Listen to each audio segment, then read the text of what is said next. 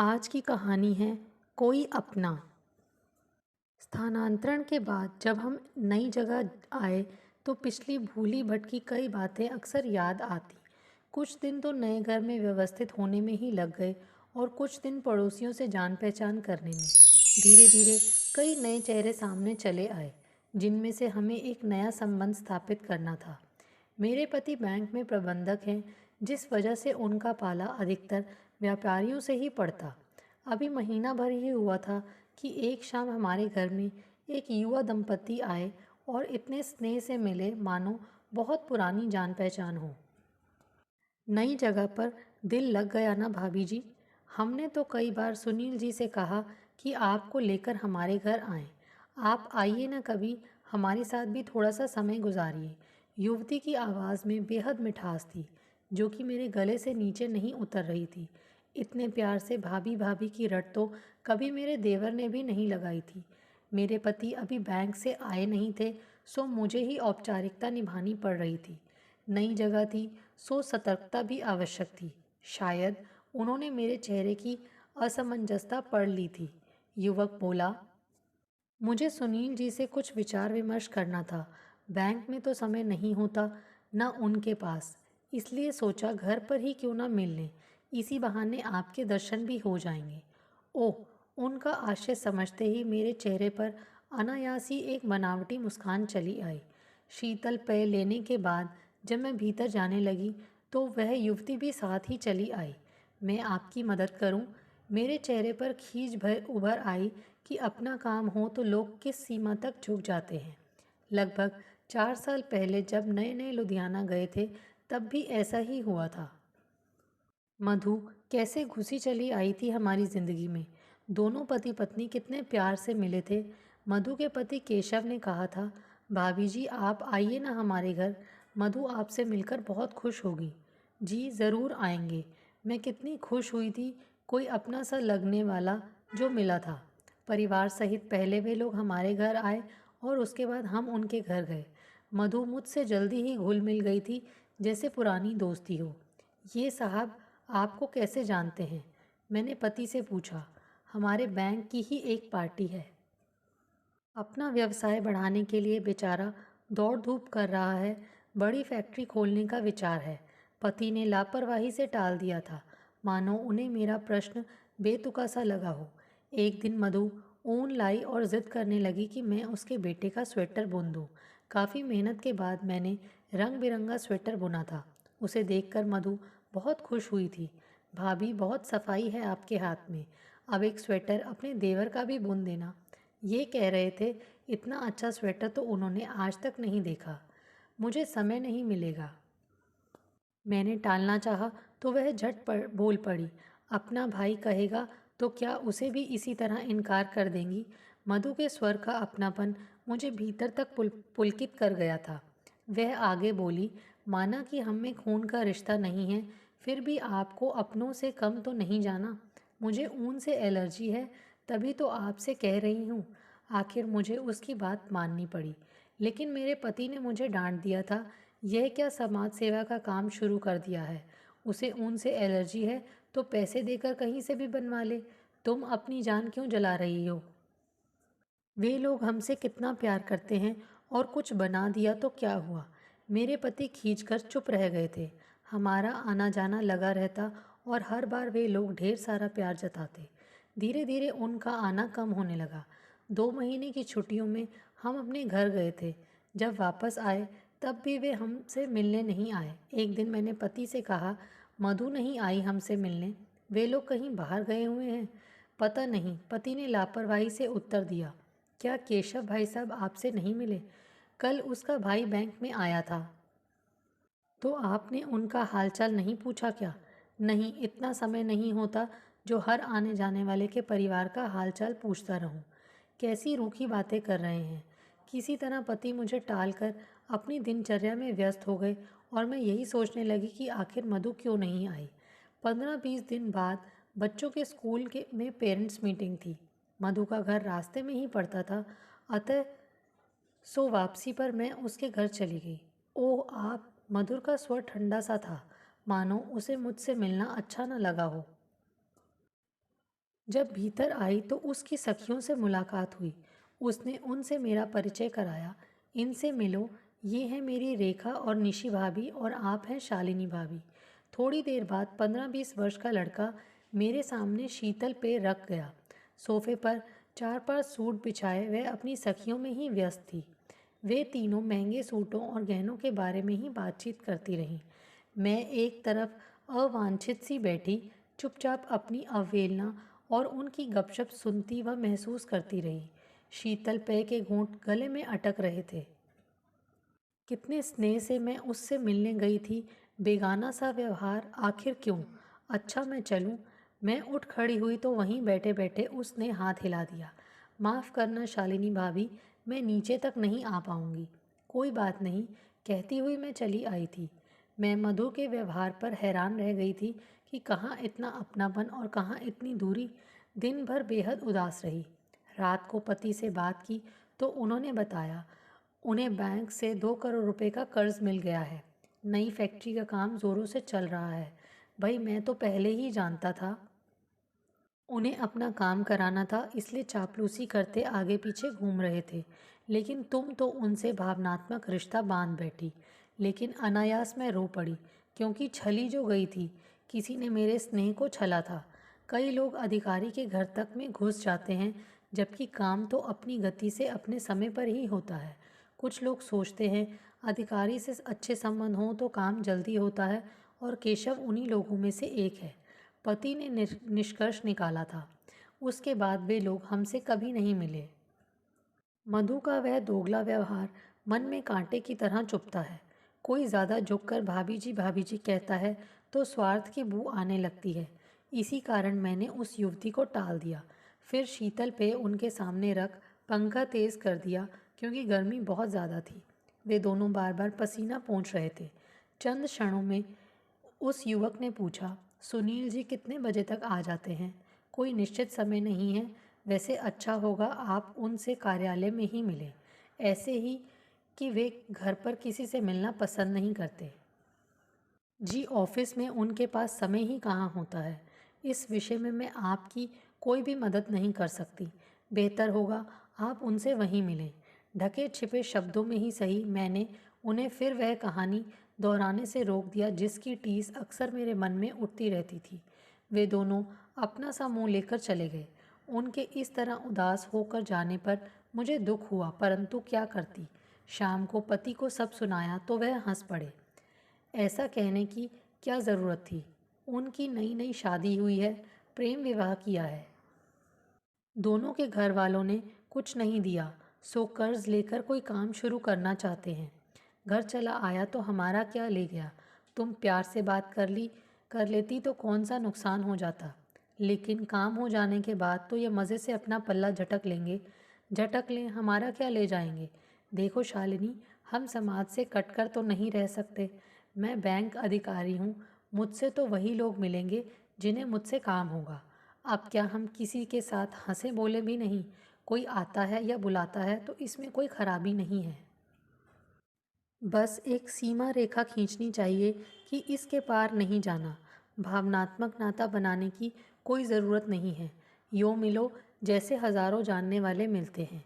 इतनी मीठी भी न बनो कि कोई चट कर जाए, और इतनी कड़वी भी नहीं कि कोई थूक दे। मेरे पति ने व्यवहारिकता का पाठ पढ़ा दिया, जो मेरी समझ में तो आ गया, मगर भावुकता से भरा मेरा मन उसे सहज स्वीकार कर पाया अथवा नहीं, समझ नहीं पाई। एक शाम एक दंपत्ति हमारे यहाँ आए। बातचीत के दौरान पत्नी ने कहा, अब आप कार क्यों नहीं ले लेते? कभी ज़रूरत ही महसूस नहीं हुई। जब लगेगा कार होनी चाहिए तब ले लेंगे, मैंने मुस्कुराते हुए कहा। फिर भी भाभी जी, भाई साहब बैंक में उच्चाधिकारी हैं, स्कूटर पर आना जाना अच्छा नहीं लगता। क्यों? हमें तो बुरा नहीं लगता। कृपया आप विषय बदल लीजिए, हमारी ज़िंदगी में दखल ना ही दें तो अच्छा है।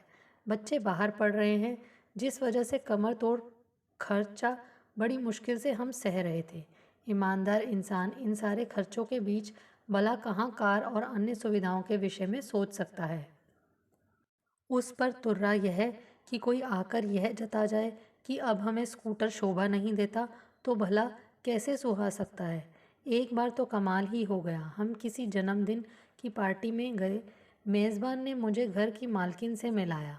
आप सुनील जी की पत्नी हैं और ये है मेरी पत्नी सुलेखा। कीमती जेवरों से लदी आधुनिका मुझे देख ज़्यादा प्रसन्न नहीं हुई। फीकी सी मुस्कान से मेरा स्वागत कर अन्य मेहमानों में व्यस्त हो गई। पति को तो 2-3 लोगों ने बैंक की बातों में उलझा लिया, लेकिन मैं अकेली रह गई। चुपचाप एक तरफ बैठी रही। अचानक हाथ में गिलास थामे एक आदमी ने कहा, आप सुनील जी की पत्नी हैं? जी हाँ, मैंने उत्तर दिया। भाभी जी, आपसे एक बात करनी थी। ज़रा सुनील जी को समझाइए ना। पूरे 50,000 रुपये देने को तैयार हूँ। आप कहिए ना, मेरा काम हो जाएगा। अरे ईमानदारी से रोटी ही चलती है बस। आखिर वे कितना कमा लेते होंगे? यही 14-15 हज़ार। कितनी बार कहा है हमसे हाथ मिला लें। मैं उस धूर्त व्यापारी को जवाब दिए बगैर ही वहाँ से उठ खड़ी हुई थी। मेरे पति पूरी बात सुनकर हैरान रह गए। मैंने तनिक गुस्से से कहा, आज के बाद ऐसी पार्टियों में मत ले जाना। मेरा वहाँ दम घुटता है। कोई बात नहीं शालिनी, तुम एक कान से सुनो दूसरे से निकाल दो। आजकल हर तीसरा इंसान बिकाऊ है। शायद वह सोचता होगा तुमसे बात करके उसका काम आसान हो जाएगा। मैं रो पड़ी थी। फिर कितने दिन सामान्य नहीं हो पाई थी। इसी बीच फिर खाने का दावतनामा मिला तो मैंने तुनक कर कहा, मैं कहीं नहीं जाऊंगी। उन लोगों ने हम दोनों को खास तौर पर बुलाया है, छोटा सा काम शुरू किया है। उसी खुशी में मुझे किसी के काम से क्या लेना देना है, आप ही चले जाइए। ऐसा नहीं सोचते शालिनी, वे हमारा इतना मान करते हैं। सभी एक जैसे नहीं होते। पति ने बहुत जिद की थी, मगर मैं टस से मस ना हुई। वे अकेले ही चले गए। जब पति 2 घंटे बाद लौटे तो कोई साथ था। नमस्ते भाभी जी। एक नारी स्वर कानों में पड़ा। सामने एक युवा जोड़ा खड़ा था। ऐसा लगा इससे पहले कहीं इनसे मिल चुकी हूँ। आप हमारे घर नहीं आई, इसलिए सोचा हम ही आपसे मिलाएं, महिला ने कहा। बैठिए। मैंने सोफे की तरफ इशारा किया।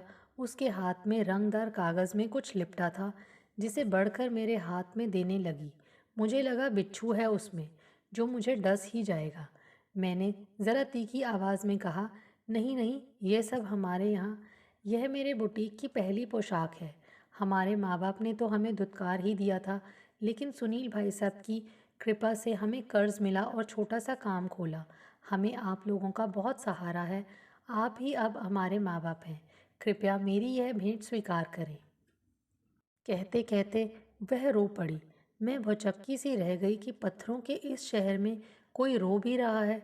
वह कड़वाहट जिसे मैं पिछले कई सालों से ढो रही थी, क्षण भर में ही न जाने कहाँ लुप्त हो गई।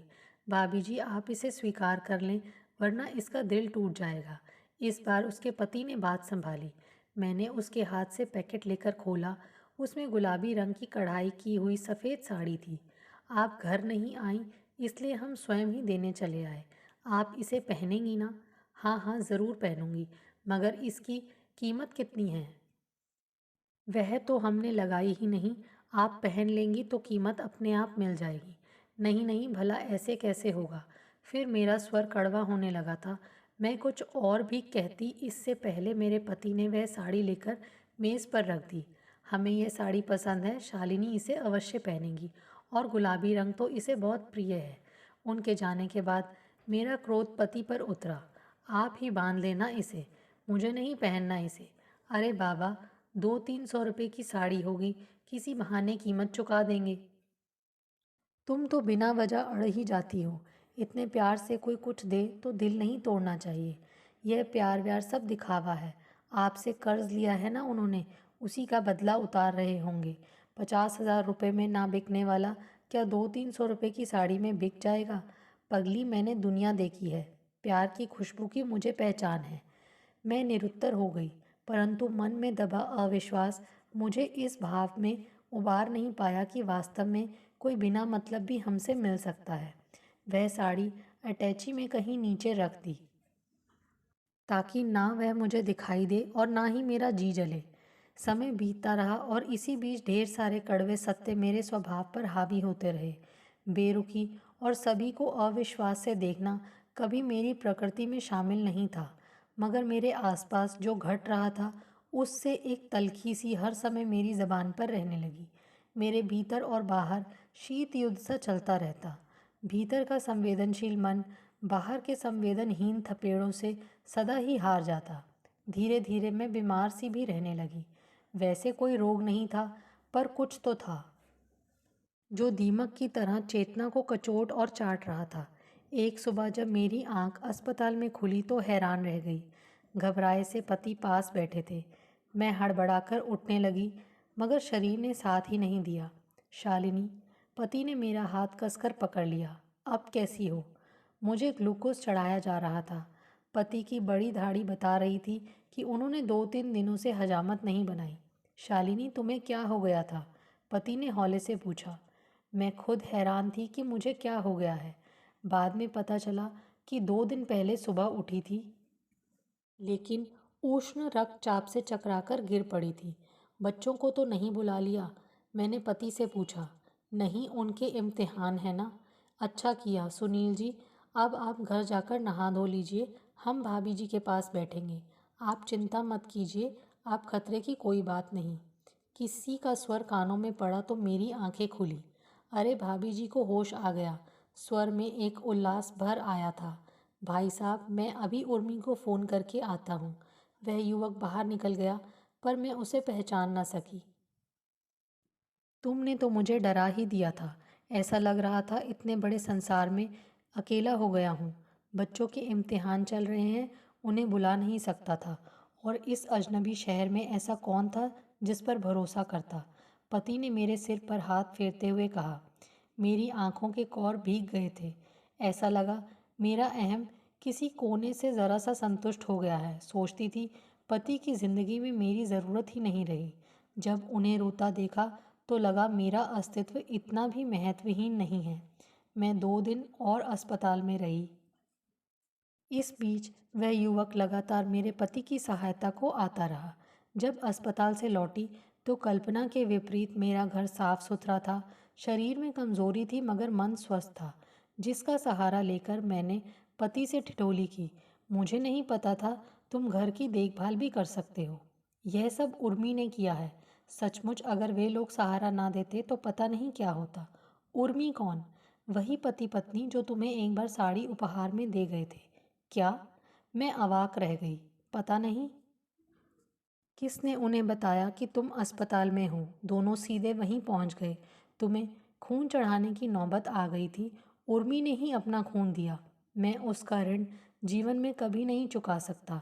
वही हमारे घर को भी संभाले रही। आज सुबह ही अपने घर वापस गई है। शायद दोपहर को फिर आएगी। और उसका बुटीक, वह तो कब का बंद हो चुका है। उसके ससुर उन दोनों को अपने घर ले गए हैं। बैंक का कर्ज तो उन्होंने कब का वापस दे दिया। वे तो बस प्यार के मारे हमारा हालचाल पूछने आए थे और हमें हमेशा के लिए अपना ऋणी बना गए। अनायास में रो पड़ी और सोचने लगी कि मेरे पति ठीक ही कहते थे कि हमें तो बस अपना काम ईमानदारी से करना है। अच्छे लोग मिलें या बुरे, ईमानदार हों या बेईमान, बस उनका हमारे चरित्र पर कोई प्रभाव नहीं पड़ना चाहिए। कुछ लोग हमें खरीदना चाहते हैं तो कुछ आदर देकर माँ बाप का दर्जा भी तो देते हैं। इस संसार में हर तरह के लोग हैं। फिर हम उनकी वजह से अपना स्वभाव क्यों बिगाड़ें? क्यों अपना मन भारी करें? तुम्हारे कपड़े निकाल देता हूँ, नहाओगी ना? पति के प्रश्न ने चौंका दिया। मैं वास्तव में नहा धोकर तरोताज़ा होना चाहती थी। मैंने अटैची से वही गुलाबी साड़ी निकाली जिसे पहले खोलकर कभी नहीं देखा था। दोपहर को उर्मी हमारा दोपहर का भोजन लेकर आई। मैं समझ नहीं पा रही थी कि कैसे उसका स्वागत करूं। अरे, आप कितनी सुंदर लग रही हैं, उसने समीप आकर कहा। फिर थोड़ा रुक गई। संभवतः मेरा रुख व्यवहार उसे याद आ गया होगा। मैं समझ नहीं पाई कि क्यों रो पड़ी। उस प्यारी सी युवती को मैंने बांह से पकड़कर पास खींचा और गले से लगा लिया। आपको दीदी कह सकती हूँ ना? उसने हौले से पूछा। अवश्य, अब तो खून का रिश्ता भी है ना। मेरे मन से एक भारी भारी बोझ उतर गया था। ऐसा लगा वास्तव में अपना कोई मिल गया है। सस ने मैंने उसका माथा चूम लिया। फिर उसने मुझे और मेरे पति को खाना परोसा। तुम्हारी ससुराल वाले कैसे हैं? मैंने धीरे से पूछा तो वह उदास सी हो गई। संसार में सबको सब कुछ तो नहीं मिल पाता दीदी। सास ससुर तो बहुत अच्छे हैं, परंतु मेरे माँ बाप आज तक नाराज़ हैं। मैं तरस जाती हूँ कि किसी ऐसे घर के लिए जिसे अपना मायका कह सकूँ। मैं हूं ना, इसी घर को अपना मायका मान लो, मुझे बहुत प्रसन्नता होगी। सहसा उर्मी मेरी गोद में सर रखकर रो पड़ी। मेरे पति पास खड़े मुस्कुरा रहे थे। उसके बाद उर्मी हमारी अपनी हो गई। उस घटना को 6 साल बीत गए हैं। हमारा स्थानांतरण 2 जगह और हुआ। फिर से अच्छे बुरे लोगों से पाला पड़ा, परंतु मेरा मन किसी से बंधा नहीं। उर्मी आज भी मेरी है, मेरी अपनी है। मैं अक्सर यह सोचकर स्नेह और प्रसन्नता से सराबोर हो जाती हूँ कि निकट संबंधियों के अलावा इस संसार में मेरा कोई अपना भी है। दोस्तों, आपको हमारी ये कहानी कैसे लगी? प्लीज़ कमेंट्स करके बताइए। Thanks for watching this video.